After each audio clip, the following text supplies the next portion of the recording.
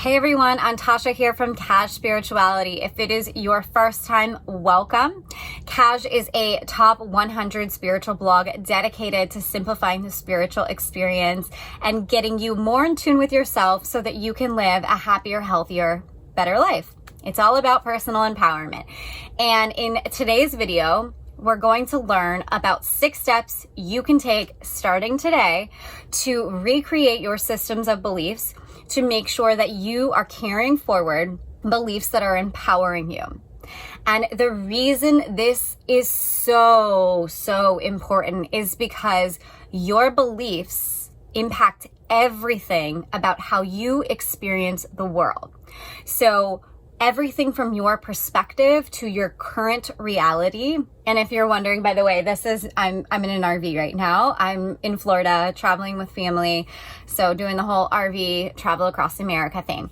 Anyways, your beliefs create limits or they make you limitless. So you have to figure out what the case is for you, whether your beliefs are limiting you or they're empowering you. And your beliefs also impact your actions. So the actions you do or don't take. For example, if you're scared of failure, scared of judgment, scared to take chances, those fears are all rooted in limiting beliefs about what you believe you're capable of doing. Okay, so if your life is not where you want it to be, but you know deep inside that you have greatness within you and you're ready to channel it, let's do this together.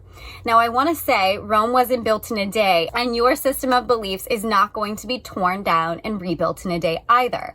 But you are one thought, one action away from an entirely different life. And that new life can start right here, right now, by learning the strategies you can take to recreate your system of beliefs. And if you follow through with this over the next week, month, year, you're going to be living a totally different life from where you are today. Okay, so let's go ahead and let's get into the 6 steps you can take to create empowering beliefs for yourself. Step 1, you're going to survey your system of beliefs. So grab a pen and a notebook and divide a piece of paper into sections. You're going to section it career, love, money, health and wellness, and spirituality. Spirituality is optional, but I'm just throwing that in there for you guys because I think everybody can use some spirituality in their life.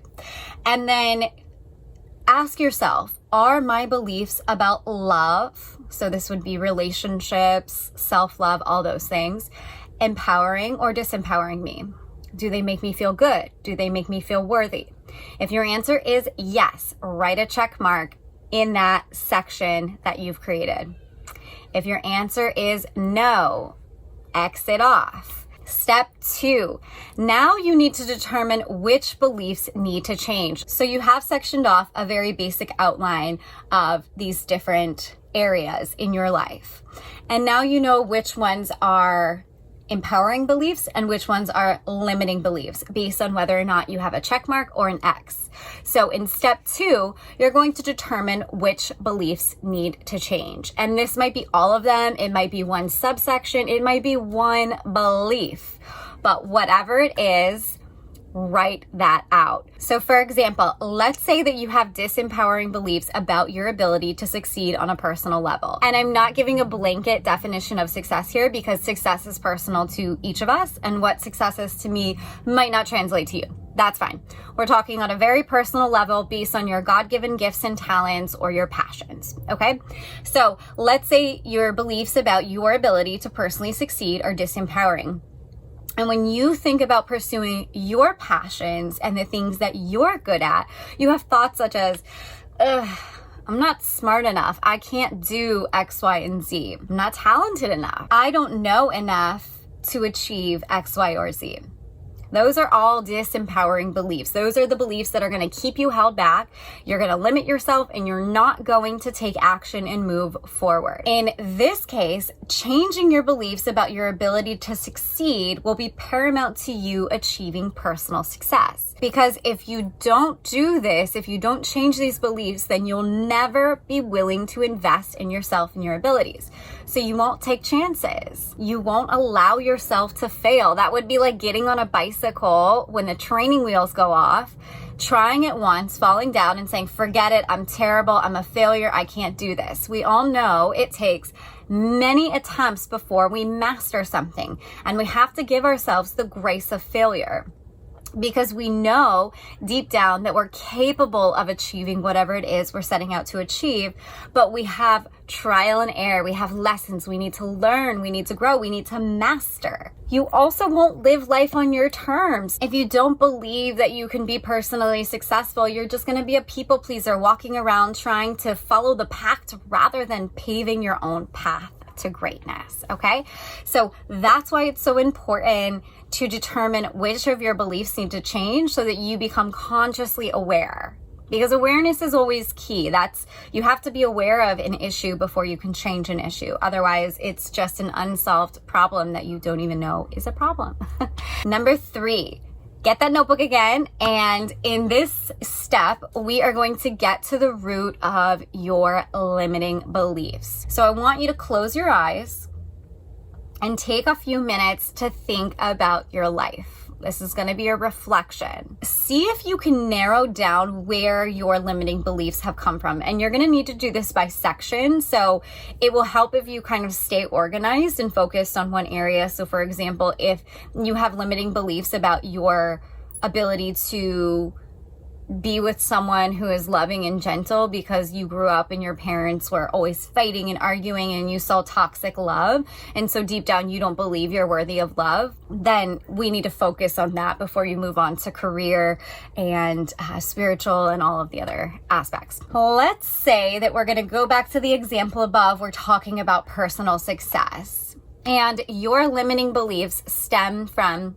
being told you can't do X, Y, or Z. So you grew up being badgered and being told, that's not safe, you can't do that, you can't try that, you're not good at that. And that got ingrained in your subconscious mind. Being told you're not smart enough. And this could have come from your teachers, your parents, your peers, other family members, anyone you've associated with outside of yourself that has been exposed to you and told you you're not smart enough to do something. And you started to actually tragically believe it. Or maybe being taught to please others before yourself. So even though you want to be an artist, painting, graffiti, and doing all kinds of cool things for restaurants or on the street, your mom says that's a terrible idea and you need to become a doctor.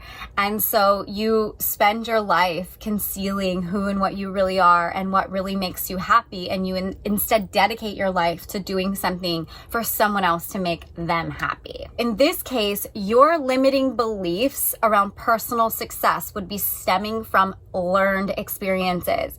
And the great news is anything that's learned can be unlearned as well.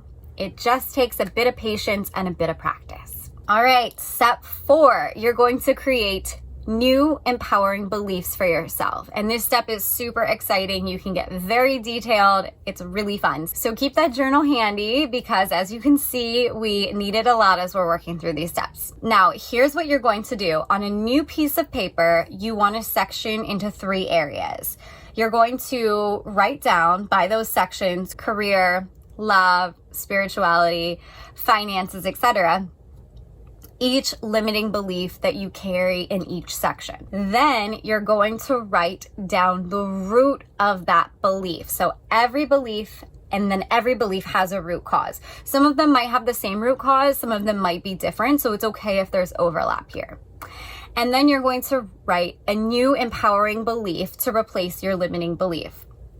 For example, if my limiting belief is I'm not talented enough to become a successful writer, and the root of that belief is in high school, I turned in an essay for a writing contest and my teacher said it was garbage and full of errors and no one would read it, it definitely wouldn't win, and I should focus on something else instead of writing because it's obviously just not my calling. Okay, so that's where my limiting beliefs stem from.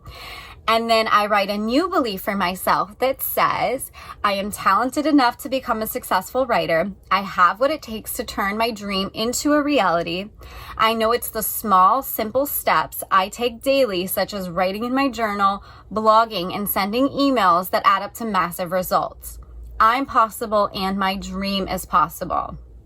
And you're going to do that for every belief, okay? So it is going to take some time, and it's okay if you need to pause the video now and then come back, or maybe you want to watch the whole video once through and then work through each step, pausing it along the way, whatever works for you. All right, now we're going to move on to step 5. In step 5, you're going to recite your new beliefs every single day, first thing in the morning for 5 minutes. And if you have a lot that you're changing, you might need a little bit more time. Maybe you need 10 minutes, maybe 15.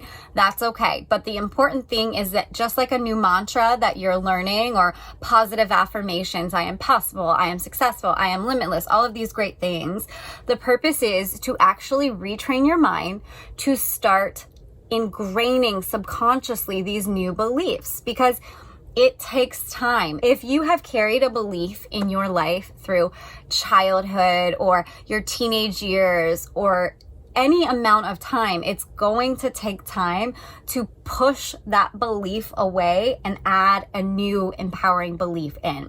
And that's why it's important to recite them. So if it helps, I mean, you could keep the journal by your bed, but you could also have your new system of beliefs on a big poster board in your room, whatever works for you. You could even record yourself saying them, reading them off of your journal, and then you can play that to yourself every morning and listen and repeat. Whatever works for you. Step 6. And this step, my friends, is crucial, but should not be taken, and really cannot be taken successfully before you go through the first 5 steps. Okay.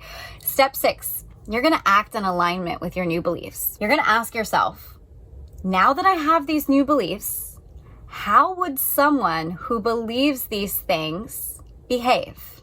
Whatever your answer is for each of those beliefs, you're going to do those things. So, for example, if my new belief were the one that I mentioned above about becoming a successful writer, and that's what I'm ingraining into my subconscious mind, then when it comes to actually acting on that belief, I am going to create a schedule for myself for how much time I will write every single day. Maybe I even have a word goal. I have my time set out. So let's say every morning from 5:30 to 6:30 a.m., I write for 1 hour, and as much as I get done in that hour is enough.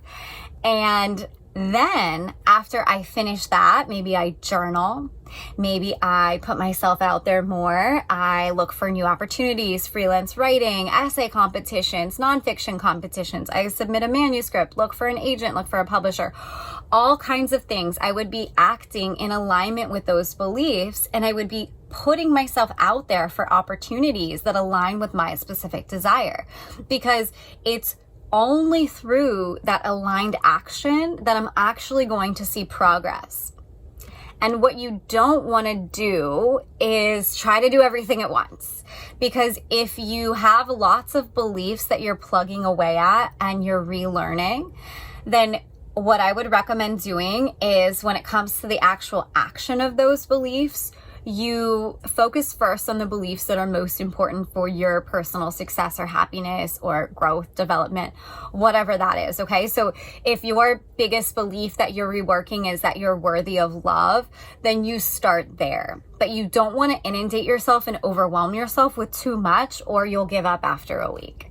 It's kind of like if you start working out and eating healthy after you've been living off fast food for the last 5 years and being couch potato. Suddenly you're going to the gym 3 hours a day and you're eating broccoli for every meal. After a couple days, when that momentum wears down, you're going to just lose interest and you're going to think it's too hard and not possible for you. And this is possible for you. So I don't want you to lose the momentum. I want you to be super pumped up as you do this and you create this new life for yourself, because it's so possible and you're possible. Take it slow and be consistent. Be like the tortoise. Don't try to be like the hare. Don't try to just cross the finish line as fast as you can. Just every day, dig away a little bit deeper, take another action, get yourself on a schedule, do the mantras. Okay. If you have any questions, feel free to reach out to me. You can leave me a comment below, or you can email me hi@Kaj Spirituality. That's CAJ spirituality.com. And I'd be happy to connect with you and chat more. I hope you have enjoyed this and you found it inspirational, but most importantly, I hope you found it valuable, because this material really does have the potential to change your life if you are willing to go through the steps, do the internal work, and then take action. All right, take good care, and I will see you all in the next video.